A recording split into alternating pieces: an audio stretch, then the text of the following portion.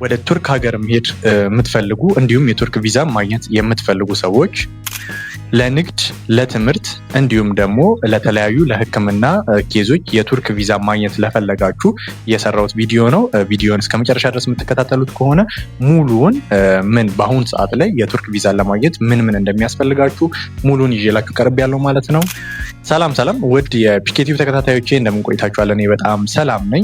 ዛሬ ደግሞ በቱርክ ቪዲዮ ከዚህ በፊት ከ8 ወር አይ ቲንክ ከ9 ወር በፊት የሰራሁትን ቪዲዮ ዛሬ እያየሁት ነበረና አናሊቲክስ ውስጥ ገብቼ አብዛኛው ኮሜንት ቪዛ አሁናዊ መረጃውን ብትነግረን ብላችሁ ጠይቃችሁኛል።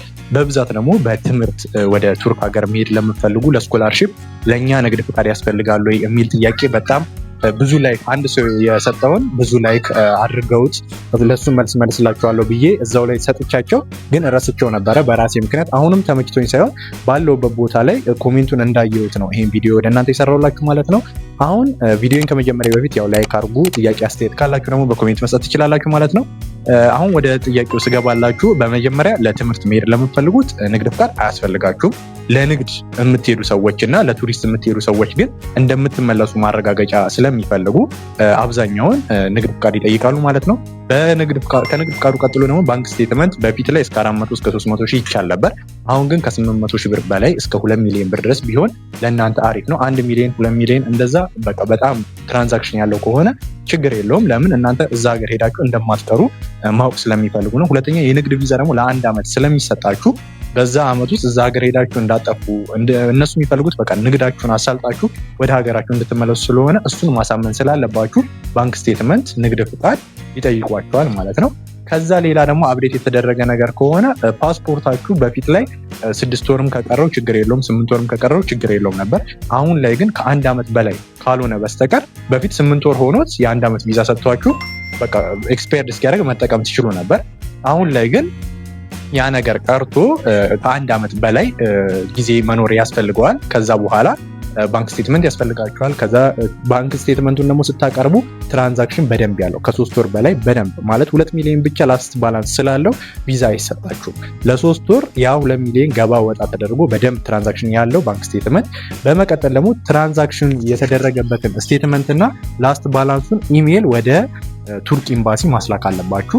እሱን ቴሌግራም ላይ እዚህ ሊንኩን አስቀምጥላችኋል። የቴሌግራሜን እሱ ላይ ገብታችሁ ያንን ሊንክ ማግኘት ትችላላችሁ። ባንክ ቤት ሄዳችሁ ወደ ቱርክ ኤምባሲ ብትሏቸው አብዛኞቹ በተለይ አዲስ አበባ ዙሪያ ላይ ያሉ ባንኮች ስለሚያውቁ ይልኩላችኋል። ብዙም ይሄን ያለ እንትን የሚል ነገር አይደለም። ከዛ ሃርድ ኮፒውን ትይዛላችሁ። ከዛ ንግድ ፍቃድ ትይዛላችሁ። ከዛ በመቀጠል ይሄ ባንክ ስቴትመንቱን ብቻ ይዘን ብንሄድስ ንግድ ፍቃድ አለኝ እና ፓስፖርቴ ላይ ግን ምንም ትራቭል ሂስትሪ የለውም የምትሉ ከሆነ ለሱ እድሜያችሁ ይታያል። አብዛኛውን እድሜ ወጣቶች ቪዛ ስለተሰጣቸው እኛ ተሰጥቶናል ይሄ ነገር ውሸት ነው ብለው ኮሜንት ሰጥተውኝ ነበር። ለሱ መልስ ምንድነው እድሜያችሁ የሚታየው በጣም አሁን ትልልቅ ሰዎች ሲሆኑ የመታመን እንትን ስላላቸው ሄዶ አይቀርም ብለው ስለሚያስቡ ብዙም ትራቭል ሂስትሪ ያለው የለውም ብለው ቼክ ያደርጉ። ነገር ግን የቱሪስት ቪዛ እየጠየቃችሁ ዱባይ ሳትሄዱ የተለያዩ ሀገራት ላይ ሳትሄዱ ቱርክን ለመጀመሪያ ስሉ ለምን ቱርክን መረጣችሁ ብለው ጥያቄ ያድርባቸዋል። እዛ ሀገር የጠራችሁ ሰው ማን ነው? ቤተሰብ አላችሁ ወይ? እህት ወንድም አላችሁ ወይ? ያንን ቼክ ያደርጋሉ። ስለዚህ የጠራችሁ ሰው ሳይኖር ቀጥታ ሆቴል ቡኪንግ አድርጋችሁ ወደዛ ሀገር በቱሪስት ሌየር ነው የምትሉ ከሆነ ትራቭል ሂስትሪ ከሌላችሁ አይታመንም ማለት ነው። አሁን ላይ ከ90% በላይ የተማሪ ቪዛ ሰክሰስ አለው። ስለዚህ በተለይ ደግሞ 12ኛ ክፍል የጨረሳችሁ ከ12ኛ ክፍል ቀጥሎ ደግሞ የትምህርት ቪዛ ማግኘት የምትፈልጉት ዲግሪ እና ማስተርስ ያላችሁም ለማሳደግ ዲግሪ ያላችሁ ማስተርስ ስለሚያዝ ወደዛ ሀገር መሄድ ትችላላችሁ። ከ190% የትምህርት ቪዛ ይሰጣችኋል ማለት ነው። ስለዚህ እሱን ብትሞክሩ ተማሪዎች በተለይ በጣም አሪፍ ይሆናል። ቪዛ የመሰጠት እድል አለው። ተማሪዎች ሄደው ንግድ ይሰራሉ አብዛኞቹ። ያ የተማሪ ቪዛ የያዘው ሰውዬ እዛ ሲቀመጥ ምንም ችግር የለውም። ንግድ መጀመር ይችላል። የተለያዩ ትራቭሎችንም ማድረግ ይችላል። ከዛ ሀገር ተነስቶ ሌላ ሀገር ሄዶ ተመልሶ እዛ መግባት ይችላል ማለት ነው። በብዛት ደግሞ ብዙ ላይክ ያገኘው ጥያቄ የትኛው ነው? ቱርክ ሄደን ወደ ግሪክ መሻገር የሚለው ነው። ይሄ እንደኔ ቪዲዮን መስራት አሁን መናገርም አይጠበቅብኝም። ይሄ ህገወጥ ጉዞ ነው።